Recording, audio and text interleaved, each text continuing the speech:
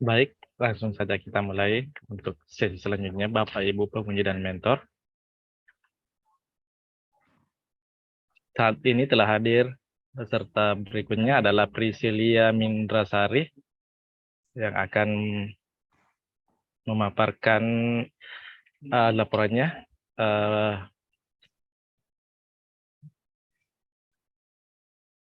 Sesi pemaparan akan ada 10 menit, terus ada testimoni dari mentor selama 5 menit, dan tanya jawab ada 25 menit. Sebelum kita memulai sesi pemaparan, saya persilakan kepada Mbak Priscilia Mindrasari untuk berdoa terlebih dahulu.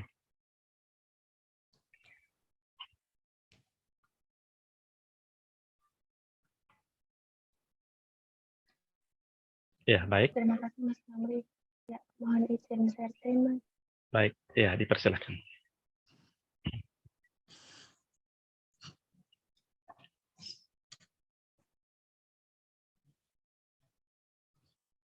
Baik, terima kasih Pak Namri. Assalamualaikum warahmatullahi wabarakatuh. Pada yang terhormat Ibu Endang Nini Puluki selaku penguji serta Pak Gatot selaku mentor. Selamat pagi Pak, Bu. Perkenalkan, nama saya Priscilia Mindrasari. Mohon izin untuk mempresentasikan laporan pelaksanaan OJT saya dengan judul LHP Interim atas LKPD Waropen TA 2022. Nah, di OJT ini kami dibagi menjadi atas ketua tim dan anggota tim. Saya sendiri berlaku sebagai AT3. Kemudian untuk overview yang akan saya jelaskan secara singkat saja, untuk penjelasan lebih rinci dapat dilihat pada laporan OJT saya. Dan untuk yang pertama, bab pendahuluan ada berisi latar belakang, tujuan, dan ruang lingkup. Kemudian untuk bab kedua, berisi resume pengarahan kepala satker. Di sini lebih ditekankan sebagai pemeriksa kita harus memiliki nilai dasar yaitu independensi, integritas, dan profesionalisme. Kemudian untuk subbab ketiga, resume program pemeriksaan. P2 ini di sini adalah langkah pemeriksaan di lapangan yang harus dilaksanakan oleh tim pemeriksa.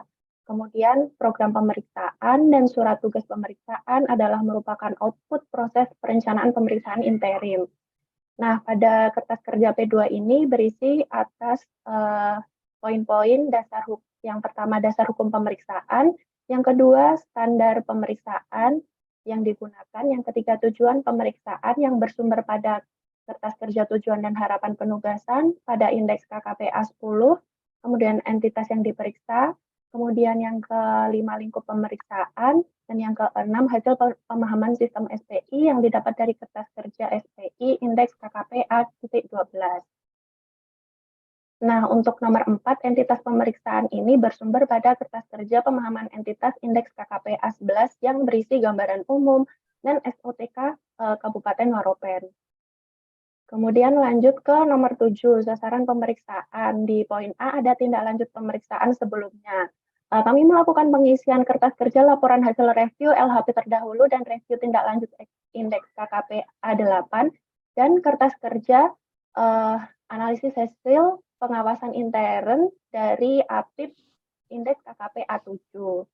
Lanjut nomor 7 di poin B ada SPI tingkat akun profis entitas yang berdasar pada kertas kerja penilaian resiko di tingkat akun profis indeks KKPA .13.2.1, kemudian dilanjutkan ke kertas kerja matriks penilaian resiko kecurangan indeks KKPA .13.2 dan kertas kerja matriks resiko bisnis indeks KKPA .13.1. Kemudian lanjut ke poin C, masih di program pemeriksaan. Poin C itu pengujian substantif yang berdasar pada kertas kerja penilaian resiko di tingkat akun proses bisnis indeks KKPA .2.7. Nah, kemudian yang ke-8 ada kriteria yang digunakan dalam pemeriksaan bersumber pada kertas kerja peraturan-peraturan indeks KKPA .4. Kemudian poin 9 ada alasan pemeriksaan, kemudian poin 10 ada metodologi pemeriksaan dan proses, dan poin 11 petunjuk pemeriksaan ini merupakan bagian dari bab 2.4 yaitu manajemen pemeriksaan. Nah, lanjut ke hasil pembagian tugas. Pembagian tugas dimaksud dapat dilihat pada lampiran KKP indeks A.4 dan untuk PKP dapat dilihat di lampiran PKP indeks A.3. Lanjut ke penyusunan PKP. Adapun PKP yang telah disusun didokumentasikan dalam laporan KKP indeks A.3. Dan tugas saya itu sebagai AT3 ada 7, yaitu mengerjakan kertas kerja hasil pemeriksaan BPK dan APIP tahun sebelumnya. Yang kedua, analisis hasil pemeriksaan tahun sebelumnya. Yang ketiga, matriks penilaian resiko. Yang keempat, metode uji petik pemeriksaan. Yang kelima, pemahaman proses bisnis dan siklus transaksi belanja modal. Yang ke-6, pengujian substantif terbatas atas belanja modal. Yang ke-7, surat pernyataan independensi dan profesionalisme. Masuk ke KKP pertama, hasil pemeriksaan BPK dan APIP tahun sebelumnya. Nah, pada kertas kerja hasil analisa pengawasan intern oleh APIP ini bersumber pada catatan hasil review Inspektorat Kabupaten Waropen tahun 2022. Berisi apa saja di sini, yaitu antara lain nama APIP, nama entitas proyek pemeriksaan, tahun anggaran yang diperiksa, tanggal sesuai ST, tanggal penerbitan LHP, jenis audit, kemudian hasil pemeriksaan yang menjelaskan objek pemeriksaan, pokok-pokok hasil pemeriksaan, saran APIP, tindak lanjut oleh entitas, serta sumber dana. Nah, dari kertas kerja ini terdapat permasalahan atau hasil review APIP yang ditemukan APIP harus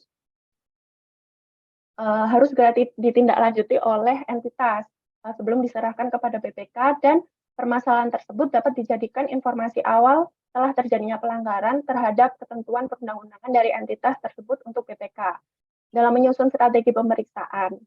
Nah, kemudian saat melaksanakan kertas kerja ini, dalam kenyataannya pemeriksa melakukan FGD dengan inspektorat atau APIP. Seluruh proses penilaian laporan dan pengawasan pemeriksaan review APIP dari APIP ini harus selalu dikaitkan dengan akun laporan keuangan dan dampak keuangan terhadap penyajian LKPD. Kemudian PKP yang kedua, analisis hasil pemeriksaan tahun sebelumnya. Dalam mengerjakan review TLHP ini, kami bersumber pada LHP 3 tahun terakhir, yaitu 2021, 2020, 2019. Didapat dari smp.bpk.co.id. Kemudian ada juga dari SIPTL bpk.co.id, aplikasi berbasis web yang dikembangkan oleh BPK dengan tujuan untuk mengelola data pemantauan tindak lanjut. Nah, berikut adalah kertas kerja A8 terkait pemeriksaan laporan keuangan, laporan kinerja, laporan dengan tujuan tertentu terdahulu pada Kabupaten Waropen. Terdiri dari atas opini, akun yang dikecualikan, penjelasan akun, dampak perencanaan dan pelaksanaan pemeriksaan tahun berjalan, kemudian permasalahan-permasalahan yang mungkin terjadi berulang, dan mempengaruhi perkembangan entitas, dan mempengaruhi penilaian risiko.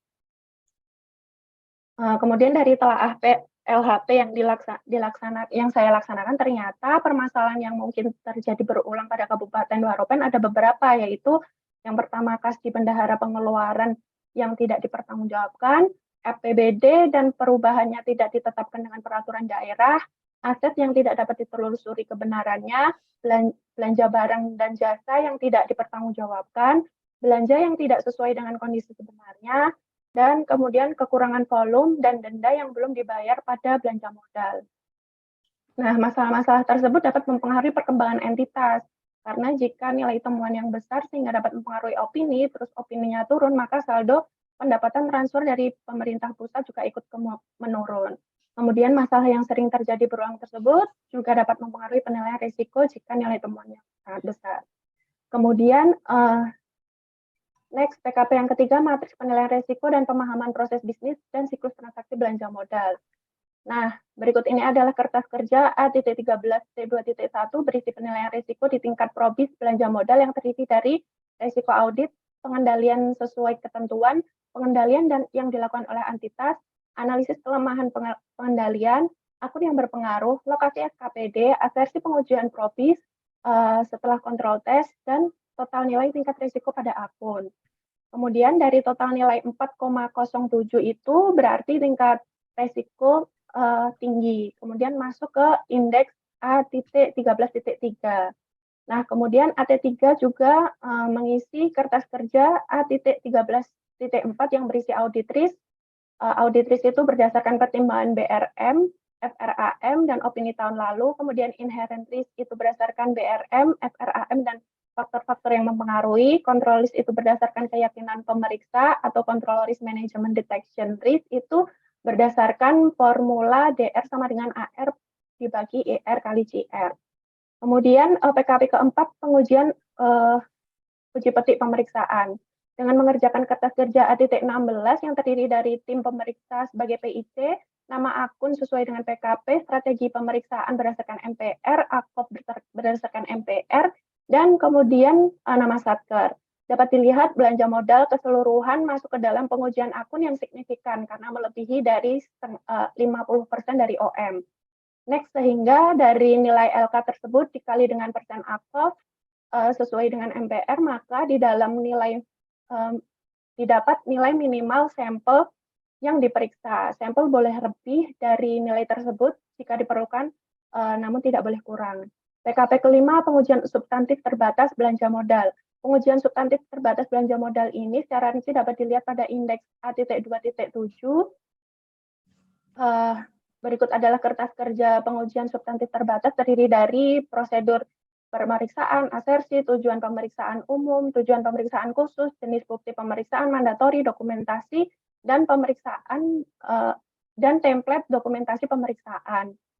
Nah, kemudian dalam pemeriksaan interim tersebut, pengujian substantif terbatas karena LK unaudit belum diserahkan kepada BPK, maka dari itu prosedur pemeriksaan tidak semuanya bisa dilakukan. Nah, dalam akun belanja modal ini, yang dapat dilakukan dalam pemeriksaan interim ini adalah asersi, hanya asersi keterjadian, yaitu prosedurnya ada dua yang bisa dilakukan. Yang pertama, uji data realisasi fisik dengan realisasi pembayaran belanja modal berikut dokumen pendukung pertanggungjawabannya. Terus yang kedua, uji fisik secara sampel bersama pihak terkait atas transaksi belanja modal untuk memastikan telah dilaksanakannya sesuai dengan kontrak dan perikatan sejenis lainnya. Nah, dalam melakukan prosedur tersebut, pemeriksa membutuhkan dokumen pendukung pemeriksaan antara lain data realisasi fisik dan keuangan, dokumentasi kelengkapan, SP2D, kontrak, berita acara, perhitungan uji fisik, dan konfirmasi. Lalu bukti apa saja yang didapat pada tahap ini, yaitu yang pertama berita acara wawancara atau konfirmasi yang disahkan oleh penyedia, PPK, dan pengawas. Kemudian berita acara cek fisik, berita acara klarifikasi. Nah, dokumen tersebut nantinya akan dijadikan... Mbak Priscilia, ya, waktunya semenit lagi ya. Ya, baik, terima kasih Pak. Nantinya akan dijadikan dasar untuk penulisan temuan pemeriksaan, baik itu temuan atas kekurangan volume atau denda keterlambatan. Kemudian PKP yang terakhir yaitu surat independensi dan profesionalisme. Ini adalah surat yang wajib diisi setiap pemeriksa yang mendapatkan surat tugas pemeriksaan. Kemudian bab 5 yaitu dokumentasi pemeriksaan. Nah, semua kertas kerja yang kita buat tadi dari KKPA 1 sampai A20 dan lampiran-lampiran bukti pendukung lainnya disimpan dalam satu outner merah yang berarti isi outner tersebut adalah indeks KKPA. Ada outner hijau dan outner kuning juga. Dan karena kita terbatas di KKPA, maka outner merah saja dan dimasukkan ke dalam kardus, kemudian diatur dan diberi penamaan sesuai dengan juklak KKP nomor 500 tahun 2011. Nah, untuk bab 6 adalah kesesuaian pelaksanaan pemeriksaan terhadap standar disusun sesuai dengan SPKM, PMP, petunjuk teknis, LKPD, aturan dan kebijakan pemeriksaan yang berlaku. Kemudian perbaikan apa yang ditambahkan perlu dilakukan adanya pertambahan waktu kegiatan diklat OJT ini agar peserta diklat mendapatkan pengalaman yang lebih terkait simulasi pemeriksaan ini. Kemudian kesimpulannya kegiatan OJT ini adalah bagian yang dari proses pematangan kami sebelum melakukan pemeriksaan yang sebenarnya terkait pemeriksaan interim yang dilakukan pada laporan keuangan Kabupaten Waropen ini. Saya mendapatkan pembagian tugas akun belanja modal dalam penyusunan P2 dan PKP. Saya mengerjakan beberapa kertas kerja antara lain pemahaman entitas, pemahaman hal pokok, pemeriksaan dan lain-lain. Dan masalah yang ada terjadi di lapangan itu dapat teratasi dengan adanya komunikasi dan kolaborasi antara kami semua, tim dan mentor Pak Gatot, sehingga semua produk tersebut dapat diselesaikan dengan tepat. Kemudian izinkan saya menutup dengan pantun, bunga melati di pekarangan. Tumbuh cepat, segera besar. Saya masih banyak kekurangan, maklum masih tahap belajar. Terima kasih Pak, Bu. Iya, baik. Terima kasih kepada Mbak Priscilia Mindrasari atas pemaparannya. Di sesi selanjutnya adalah testimoni oleh Bapak Mentor, Pak Gatot Hadi. Terima kasih. Sebelumnya saya ingin menampilkan latar belakang dari Mbak Priscilia ini. Dia kelahiran tahun 92, pendidikannya sudah S2, Pak. S2 Magister Teknik Sipil ya. Terus kemudian terkait output saya menjalani OJT, bahwa saudara PM Priscilia Mindrasari ini telah memberikan output sesuai dengan rencana aksi yang berjumlah 15 jenis output, yang mana setiap output telah dilakukan evaluasi dan penilaian oleh mentor yang dituangkan dalam formulir pengendalian mentor. Atau kemudian setiap hari formulir pengendalian mentor disampaikan kepada menti agar dilakukan perbaikan dan dilakukan FGD, Focus Group Discussion, apabila ada beberapa hal yang belum jelas atau perlu ditambahkan. Kebetulan ini Mbak Priscilia ini suaminya orang BPK juga Pak, ya teman di Papua 1. Kemudian terkait pembagian tugas, Mbak Priscilia Mindrasari ini sesuai dengan penunjukan dari ketua tim, dia mendapat bagian untuk melaksanakan pemeriksaan terkait belanja modal dan proses bisnis belanja modal juga. Kemudian terkait penyerahan output dari 15 unit output yang telah diselesaikan oleh Mbak Priscilia telah disampaikan secara tepat waktu kepada mentor, sehingga mentor pada hari berikutnya bisa memberikan feedback secara memadai. Kemudian terkait kerjasama,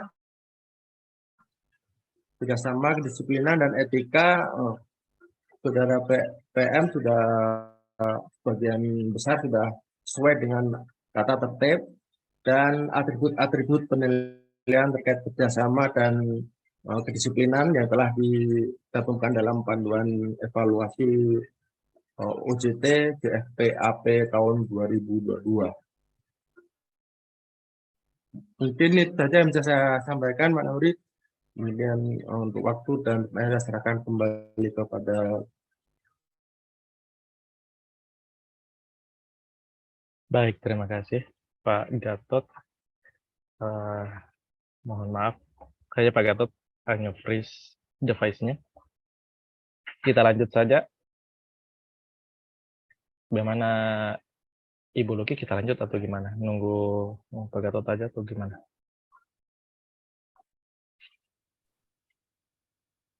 Kita lanjut ya, Bu. Lanjut aja ya. Baik, Bu. Baik. Di sesi selanjutnya adalah sesi tanya jawab yang akan disampaikan oleh Ibu Luki Desrani dan Ibu Endang Rahmiati. Kepada penguji kita dipersilakan selama 25 menit. Baik, Ibu, dipersilakan. Baik, selamat. Kalau di sana udah siang ya Mbak Priscilla. Iya Bu, Luki, sudah Ya. jam 12, setengah 1 ya Bu. Oh, aduh udah lapar ya nungguin.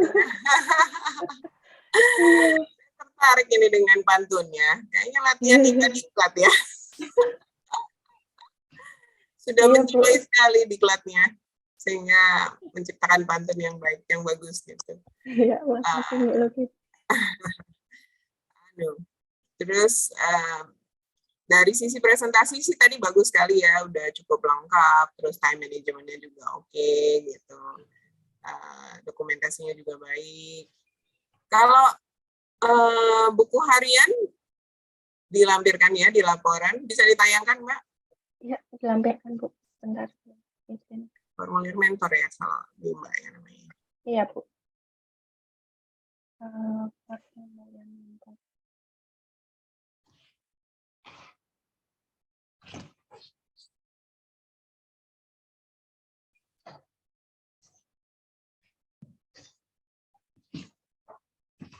Ikut Bu, pengendalian mentornya Bu. Kalau di laporan itu 19 saya ya. lampirkan di laporan A Bu. Nanti berarti diupdate sampai tanggal 23 ya. Terakhir sampai iya, tanggal 23 nanti. Oke. Eh, Menurut Mbak, manfaat dari buku harian ini apa? menurut saya sangat bermanfaat Bu, feedback dari Catatannya banyak banget ya.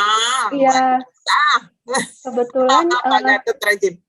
iya, kebetulan setiap hari kita itu memberikan satu atau lebih output ya Bu ya. Jadi ada beberapa catatan juga. Jadi Pak Gatot mencatat sesuai dengan nomor outputnya Bu, begitu. Jadi karena output ini semisal kita berikan malam, kemudian paginya Pak Gatot memberikan feedbacknya seperti ini Bu. Nah itu ketika feedback ini belum jelas, maka kita akan adakan FGD Bu. Jadi kita paginya kita akan diskusi output kemarin itu apa yang ingin ditanyakan oleh menti kepada mentor gitu Bu. Iya Bu. Bagus ya. Tapi menurut saya juga karena ini catatan ya Bu ya, karena namanya manusia juga punya kadang lupa ya Bu. Jadi kadang kita membaca catatan ini itu dan bahkan saya ini bikin rangkumannya Bu. Jadi setiap hari misal tanggal 8 output saya ini, terus apa sih yang belum benar, terus apa tuh catatan dari mentor itu apa saja. Oh ternyata laporan review analisis LHP terdahulu sebelumnya belum dilengkapi dengan penilaian atas atribut-atribut permasalahan. Nah itu paginya langsung kami lengkapi Bu, begitu. Terus setelah dilengkapi, kemudian dimajukan ke Pak Gatot lagi untuk finish output finishingnya gitu Bu. Okay. Sebagian orang itu berpendapat bahwa buku harian itu menyusahkan ya, tiap hari harus ini. Apalagi kita kan sekarang udah ngisi kelola tugas ya. Jadi ngisi kelola tugas juga kan anak-anak CPNS ya. Iya, itu juga Bu. Jadi double pekerjaan. Tapi sebetulnya ini bagus karena ada terkait proyek sih ya yang harus diselesaikan. Oke, tadi kan diceritakan kalau pasangan Mbak juga ternyata orang auditor Papua juga ya Mbak ya? Iya Bu, betul Bu. Ya, berarti sama-sama Mbak Ketua. Iya. Ya. Kebetulan sama-sama Mbak Tami ya. Tadi dapat akun apa Mbak? Belanja modal Ibu. Belanja modal ya. Nah, kalau kita lihat kita lihat analisis resiko untuk Waropen ini kan ternyata berisiko tinggi juga ya, terutama terkait aset. Aset itu kan pasti asalnya dari belanja modal gitu. Nah, pada saat Mbak mempelajari belanja modal di tahun ini gitu, apakah tidak lebih baik dari tahun lalu gitu? Maksudnya indikasi permasalahannya. Gimana menurut Mbak? Kalau menurut saya setelah menelusuri LHP tahun 2019, 2020, 2021 itu untuk temuan belanja modalnya itu berulang Bu. Jadi sama terus seperti itu. Iya. Nggak kreatif ya dia ya. Temuannya tuh harusnya ganti-ganti agak kreatif dikit gitu. Iya Bu. Kebanyakan kelebihan pembayaran pada volume dan denda keterlambatan itu sih Bu yang berulang di belanja modal. Jadi volumenya selalu kurang, terus bayar denda ya, terlambat terus. Gitu kemudian volumenya tidak sesuai dengan kontrak begitu. Tapi nilainya signifikan nggak sih Mbak? Ratusan miliar? Iya Bu. Kebetulan di Waropen tinggi-tinggi Bu temuannya Bu. Signifikan. Kan kalau dilihat dari diceritakan bahwa dia disclaimer terus ya dari sejak hari ini gitu. Tapi Iya. saya heran juga sih sebetulnya ya, kalau kita soalnya masalahnya juga di tempat kita juga ganti-ganti terus ya. Auditornya mutasi sering nggak sih? Atau Mbak ketemu orang-orang situ ternyata mereka pegawai lama, rata-rata lama-lama. Ada yang bervariasi sih Bu, ada yang 4 tahun sudah mutasi karena COVID kemarin kan mutasi pegawai jadi terhambat ya Bu. Jadi kebetulan pas saya masuk pemeriksaannya sudah cukup ini Bu, sudah Di atas 4 cukup tahun ya. lama-lama ya Bu, Hmm, di atas 4 tahun. oke. Dengan Kalan yang baru, Pak Marto Saragih ini, apakah ada perbedaan kebijakan dengan Kalan yang sebelumnya? Oh, belum ngerasain ya kalau Belum sebelumnya. merasa iya Bu. Baiklah. Ini kalau cara beliau mengarahkan ya. Apakah ada harapan untuk Kabupaten Waropen ini untuk memperbaiki diri? Kalau sependapat saya harus ya Bu ya, semua kabupaten harus memperbaiki diri ya Bu. Agar makin kalau opininya meningkat, maka transfer pendapatan transfer pemerintah pusat itu juga akan ikut naik kan Bu, sehingga kabupaten tersebut akan lebih berkembang lagi gitu Bu. Jadi kabupaten tuh harus dikasih push buat ayo lebih baik lagi, semakin baik lagi agar bisa makin berkembang lagi gitu Bu, untuk masyarakat yang lebih maju. Okay. CPNS di Provinsi Papua berapa sih Mbak? Yang di tempat perwakilan? 70 Bu. Lumayan ya, banyak. Iya. Dapat tempat duduk nggak? Jangan-jangan nggak dapat tempat duduk lagi. Kita sementara di auditorium Bu. Oh alah, 70 Iya. dikumpulin di sana semua. Iya betul Bu. Tapi dikasih meja kan buat taruh laptop? Iya dikasih meja Bu kebetulan. Jadi kalau ada ujian atau ada Zoom seperti ini kita harus di rumah masing-masing karena Berisik ya, betul. Iya, karena berebut ini kan Bu, berebut wifi ya. wifi, jadi Tapi terlempar kalau di kantor. Iya, ini berarti ini di apa ngomongnya Mbak? Mes, di kos. Kontrakan Bu. Kontrakan masing-masing ya. Punya anak. Maksudnya iya, sudah Bu. Jadi dibawa nggak? Enggak Iya, ya? dibawa semua Bu, dua-duanya. Wah, luar biasa. Kendala waktu menyusun laporan apa nih, Mbak? Kalau untuk menyusun laporan sih karena waktunya sangat singkat ya Bu. Jadi setiap hari itu kita diberi output, kemudian kesalahan kita itu setiap diberi output kita nggak langsung masukin ke laporan gitu Bu. Nanti di akhir dulu baru kita kebut kerja 2 malam untuk menyusun laporan itu Bu. Jadi itu sih Bu, kesulitannya itu Bu. Jadi untuk menyusun laporan itu kan kita tim ya Bu ya, jadi kurang lebih laporannya sama sehingga harus harus diskusi juga, FGD juga. Kemarin ini nih yang disampaikan gitu Bu. Waktu jurus sekolahnya S1 jurusan apa Mbak? Teknik sipil juga Bu. Oh ya itu juga ya. Maksudnya pada saat sebelumnya udah pernah bekerja di tempat lain? Iya sudah Bu. Sebelumnya jadi dosen tidak tetap di UMS Bu, Universitas Muhammadiyah Surakarta. Oh di Solo. Iya di Solo Bu. Baiklah. Jadi kalau pada saat dikasih diklat pemeriksa ya, terus disuruh OJT, tantangan terbesar adalah apa Mbak? Waktu nyusun laporan ini terutama ya? Iya, terutama waktu nyusun laporan karena waktunya sedikit ya Bu ya.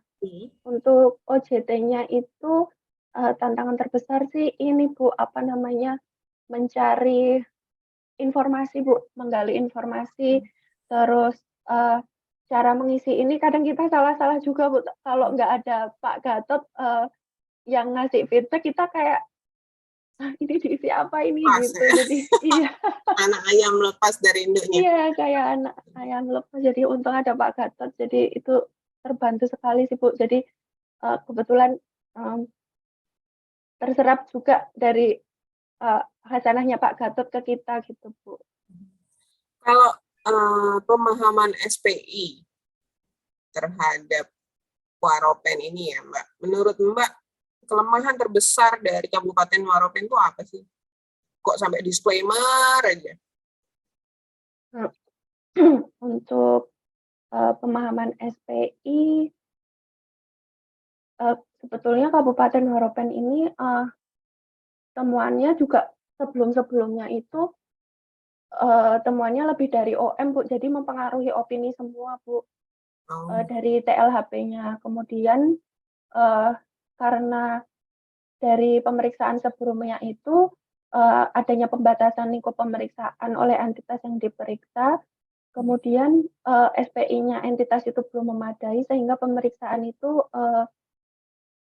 tidak dapat memperoleh semua data yang dibutuhkan, begitu, Bu. Oh, jadi dia memang ada pembatasan juga ya dari entitasnya ya, makanya Iya, Bu. disclaimer itu ya. Iya, gitu. Oke, dan bupatinya masih sama ya? Masih incumbent ya? Atau baru ini bupati? Kebetulan kalau bupatinya saya belum ini sih, Belum Bu. kenalan ya?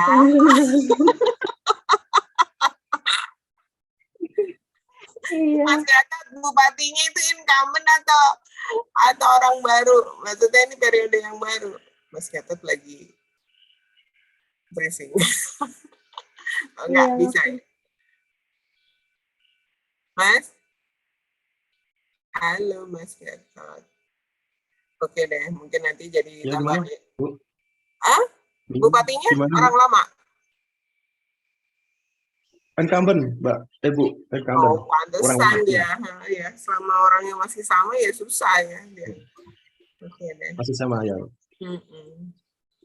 Yang baru kalannya kita ya kan. Iya. Iya, Bu.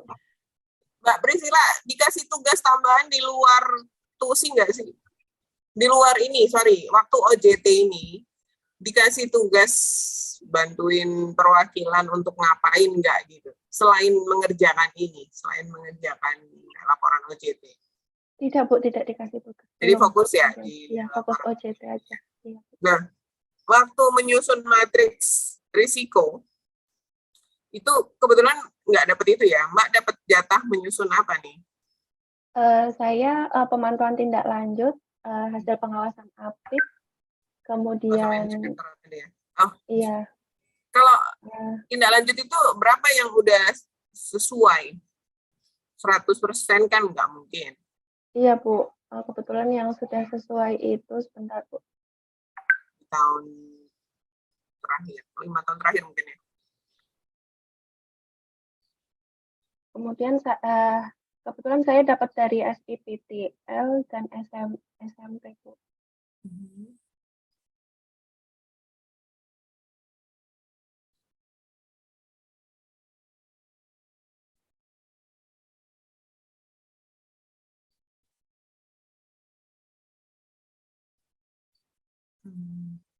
Ini, Bu.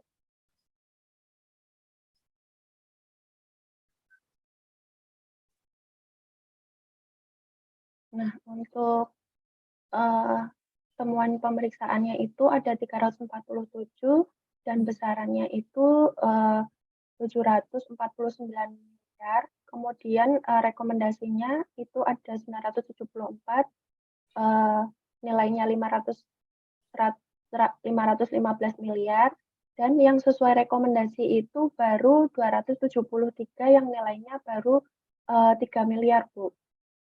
Nilai sih kecil ya, tapi yang sudah selesai itu sudah 200 dari 300. 2/3, 70% ada ya? 200 sekian dibagi 300-an. Ya sekitar 70-an. Mungkin belum ada 200 dari 900 ini ya, Bu? Oh sorry, dari 900. Oh iya ya, total rekomendasi bukan total temuan. Iya. 200 dari 300 ya, kecil banget ya. Belum nyampe sepertiga ya. Iya, Bu. Soalnya itu rupiahnya kecil banget sih. Ya. Oke. Iya, Bu. Kalau baru 30% ya, serem banget ya memang. Tidak ada 30%, Bu. Soalnya kan kalau standar nasional kan mungkin sekitar 50-65% ya yang sudah kalau baca IHPS. Pada saat nyusun ini baca IHPS nggak? Iya, Bu. baca IHPS yang bab 4 ya, tentang tindak Iya. lanjut. Betul. Jadi ini termasuk yang di bawah standar nasional kan? Iya, Bu. Kurang dari 5. Oke deh, dari saya cukup kayaknya Mbak Priscilia. Terima kasih banyak ya, sukses selalu. Mungkin ada tambahan dari Bu Endang. Terima kasih banyak Bu Luki. Ya, sama-sama. Iya Bu Luki, ini mau tanya agak sedikit nih Mbak Priscilianya. Iya, baik Bu Endang. Pembagian tugasnya Mbak Priscilia terkait dengan hasil pemeriksaan BPK dan APIP sebelumnya. Iya, betul Bu. Bisa tampilkan datanya Mbak, ada di lampirannya. Ada Bu. Bentar. Ini hasil pemeriksaan BPK dan APIP sebelumnya. Ada datanya. Ada Bu. Saya izin share screen